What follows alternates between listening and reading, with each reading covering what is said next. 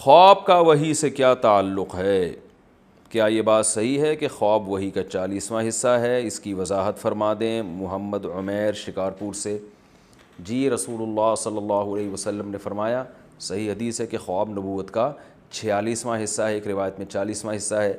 اس حدیث کا مطلب، اور ایک اور حدیث ہے خواب کے بارے میں، آپ صلی اللہ علیہ وسلم نے فرمایا لم یبق من النبوۃ الا المبشرات، کہ نبوت ختم ہو گئی، خوشخبریاں باقی ہیں۔ صحابہ نے پوچھا خوشخبریاں کیا ہیں؟ آپ نے فرمایا الرؤیا الصالحہ، اچھے خواب۔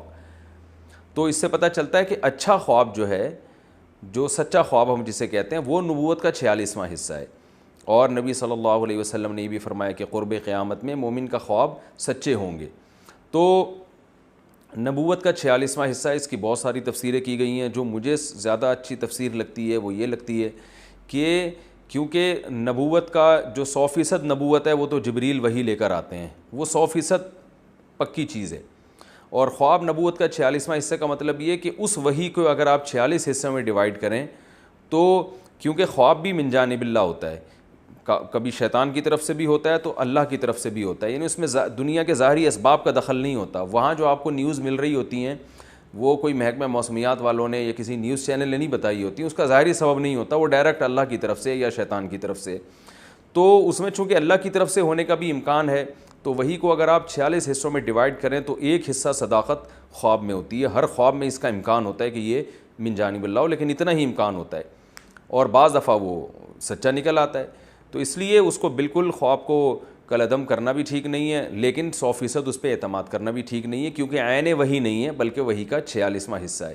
تو اس میں دو انتہاؤں کا لوگ شکار ہیں۔ کچھ لوگ تو جو لبرلز ہیں وہ تو خوابوں کو لفٹ ہی نہیں کراتے، کہتے ہیں جیسا مرضی اچھا خواب آ جائے، ایسے ہی بس خیالات ہیں۔ اور کچھ خوابوں کو حد سے زیادہ بڑھا دیتے ہیں، جیسے ہمارے روحانی ٹوپی ڈرامے جو چل رہے ہیں آج کل، اور خواب سینٹر کھولے ہوئے ہیں، خوابوں کی تعبیر سینٹر کھلی ہوئی ہیں، اور جو بھی فون آ رہے ہیں ان کو خوابوں کی تعبیریں بتا رہے ہیں۔ یہ وہ لوگ ہیں جنہوں نے خوابوں کو ان کی حیثیت سے زیادہ بڑھا دی ہے۔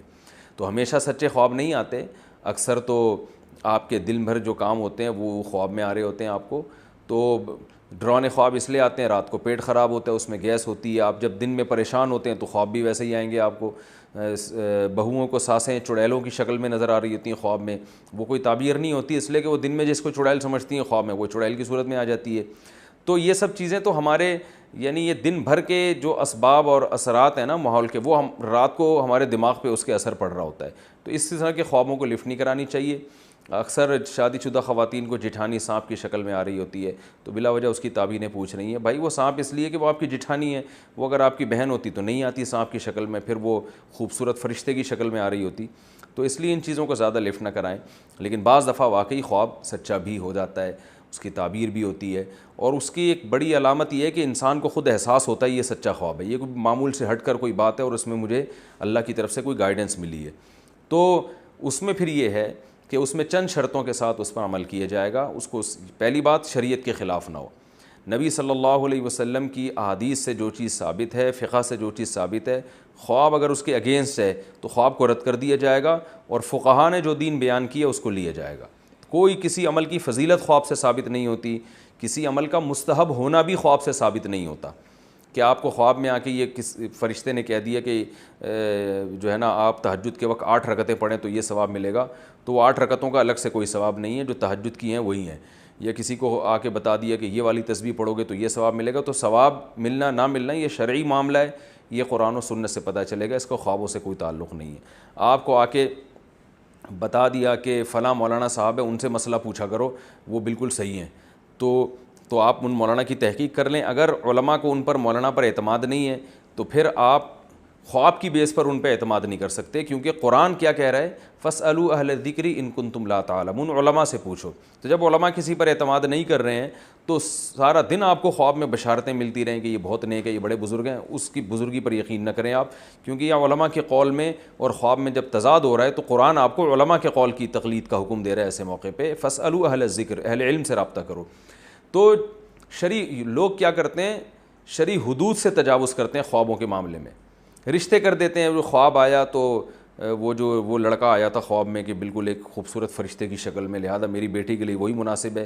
اب گراؤنڈ ریئلٹی کہہ رہی ہے وہ بندہ ٹھیک نہیں ہے، جب آپ نے تحقیقات کروائیں تو پتہ چلا کہ وہ ٹھیک نہیں ہے. تو حدیث بھی یہی کہہ رہی ہے اذا خطب الیکم من ترضون دینہ وخلقہ فزوجوہ. جب کوئی ایسا شخص نکاح کا پیغام بھیجے جو دین اور اخلاق سے تم مطمئن ہو تو نکاح کرو. تو مفہوم سے یہی پتہ چل رہا ہے کہ اگر ایسا الٹا سیدھا آڑا ترشا آدمی آ رہا ہے تو نکاح مت کرو. اب خواب میں روزانہ وہ فرشتے کی شکل میں بھی آ رہا ہو, لیکن حدیث ہمیں کہہ رہی ہے کہ اخلاق اور دین دیکھنا ہے آپ نے. تو یہ بہت زیادہ لوگوں میں نا قرآن و حدیث کے مقابلے میں خوابوں کو لا کے کھڑا کر دیا, مشاہدے کے مقابلے میں خواب کو لا کے کھڑا کر دیا. اب مثال کے طور پر مشاہدہ یہ کہہ رہا ہے کہ آپ فلاں جگہ سے اگر جائیں گے تو ڈاکو ہیں, لوگ آپ کو خبریں دے رہے ہیں کہ وہاں جگہ سے آپ گزریں گے تو وہاں ڈاکو کھڑے ہوئے لوٹ رہے ہیں. آپ کی آنکھ لگ گئی, خواب میں آیا کہ وہاں تو فرشتے کھڑے ہوئے ہیں, ڈاکو نہیں ہیں. اب آپ وہاں سے گزرو گے اس بیس پہ کہ جی مجھے خواب میں بشارتیں آ رہی ہیں, تو یہ آپ کے بیوقوف ہونے کی علامت ہوگی. کیونکہ شریعت نے ہمیں جو لوگوں کی اخبار اور لوگوں کی خبریں ان پر اعتماد کرنے کا ہمیں حکم دیا ہے. ہم جو حدیث میں بھی تو لوگوں کی خبر پہ اعتماد کرتے ہیں نا, تو ثقہ لوگ جب کوئی خبر دیں گے تو اس کو مانا جائے گا. تو یہاں یعنی خواب سے بڑھ کر جب کوئی دلیل آئے گی ہمارے پاس تو پھر اس دلیل کو فوکس کیا جائے گا, خواب کو رد کر دیا جائے گا. ہاں آپ کا خواب کسی دلیل سے نہیں ٹکرا رہا تو پھر اس پر عمل کرنے میں کوئی حرج نہیں ہے. تو اس لیے یہ سب چیزوں کا اگر خیال ہو تو پھر خواب کی ایک حیثیت ہے, ورنہ اس سے لوگ گمراہ بھی بہت ہو رہے ہیں. سب اس دونوں چیزوں کا خیال کرنے چاہیے. جاگنے کے بعد اچھا ایک اور چیز یہاں پر یہ بھی ہے, آپ کے اعمال اچھے نہیں ہیں, لوگوں کو خواب آ رہا ہوتا ہے مجھ سے اللہ خوش ہے اور میں جنت میں ٹہل رہا ہوں, تو وہ بلا وجہ خوش فہمی کا شکار ہو جاتے ہیں کہ ہمیں اللہ کی طرف سے بشارت ملی ہے. تو یہ خواب اللہ کی طرف سے نہیں ہے, یہ شیطان کی طرف سے ہے, کیونکہ آپ کی حرکتیں ٹھیک نہیں ہیں. آپ نہیں جانتے تو محلے والوں سے پوچھیں, وہ آپ کو بتا دیں گے. معذرت یعنی میں آپ سے میری مراد جو لوگ میرا اس وقت کلپ نہیں سن رہے ان کی بات کر رہا ہوں. تو محلے والے بتا دیں گے, بیوی بتائے گی آپ کی اس کی حرکتیں ٹھیک نہیں ہیں, پھر بھی آپ کو خواب میں بشارتیں آ رہی ہیں. اس کا مطلب ہے کہ یہ شیطان ہے جو آپ کو بدعمل بنا رہا ہے, آپ کو تھپکیاں دے دے کے جنت دکھا رہا ہے اور اس خوش فہمی میں مبتلا کر رہا ہے کہ آپ جنت میں جائیں گے. تو اس سے کیا ہوگا, آپ گناہوں پر اور جری ہوں گے. ایک خاتون کا میرے پاس فون آیا کہ میرا بھائی کا انتقال ہو گیا, میں جنت میں ٹہلتے ہوئے دیکھ رہی ہوں. میں نے کہا کہ وہ نماز پڑھتا تھا, کہ نہیں نماز تو کبھی نہیں پڑھی اس نے. تو میں نے کہا پھر یہ جنت میں ٹہلنے والے خوابوں پہ بالکل اعتماد نہ کریں. بے نمازی کے لیے جو قرآن کہہ رہا ہے وہ تو جہنم کی آگ ہے, تو بس بھائی کے لیے رو رو کے دعا کریں. یہ شیطان نے آپ کو خواب اس لیے دکھایا ہے کہ آپ بھائی کے لیے پھر توبہ نہ کریں آپ, کیونکہ آپ کو پتہ تھا بے نمازی ہے, تو بے نمازی کے لیے لوگ تو پھر زیادہ دعا کریں گے نا بہنیں کہ اللہ پتہ نہیں اس کو کیا سزا ہوگی, تو زیادہ روئیں گے. اب خواب آ گیا جنت میں ٹہل رہا ہے, تو اب آپ نے اس کے لیے دعا نہیں مانگنی, اس لیے کہ یار وہ تو چلو جنت میں چلا گیا, اب کیا دعا رہ گئی. تو شیطان چاہ رہا ہے کہ وہ پیچھے جو لوگ دعا مانگتے تھے نا وہ بھی نہ مانگے. تو یہ پہلے عمل ہے, بعد میں یہ ساری چیزیں. تو ہاں آپ کے نیک اعمال ہیں, اچھے اعمال ہیں, گناہوں سے بچنے کی توفیق مل رہی ہے آپ کو ماشاءاللہ, اور جو ہے آپ دین پہ مضبوطی سے قائم ہیں. پھر خواب میں اگر خوشخبری مل رہی ہے جنت کی تو پھر یہ اللہ کی طرف سے یقیناً تسلی ہے, کیونکہ یہ خواب دلیل شرعی سے ٹکرا نہیں رہا ہے, بلکہ دلیل شرعی اس خواب کی اور تائید کر رہی ہے. پھر اس خواب کو جو ہے نا ایک تسلی کے طور پر بیان بھی کیا جا سکتا ہے اور تسلی بھی ہو سکتی ہے, الحمدللہ بھائی اللہ کی طرف سے خوشخبری مل رہی ہے. اسی طرح آپ کے اعمال بہت اچھے ہیں, آپ شریعت پہ مکمل چل رہے ہیں, اپنی طرف سے جتنی کوششیں کر رہے ہیں, خواب میں آپ جہنم کی آگ میں جل رہے ہیں, تو بھی مایوسی کی ضرورت نہیں ہے. یہ شیطان ہے جو آپ کو عمل سے ہٹا رہا ہے, مایوس کر رہا ہے, کیونکہ اللہ نے کہا جس کا عمل اچھا ہوگا اس کو جنت میں لے کے جاؤں گا. تو اس لیے پہلے عمل بعد میں یہ خواب, یہ پوری تفصیل سنانے کا یہ مقصد ہے.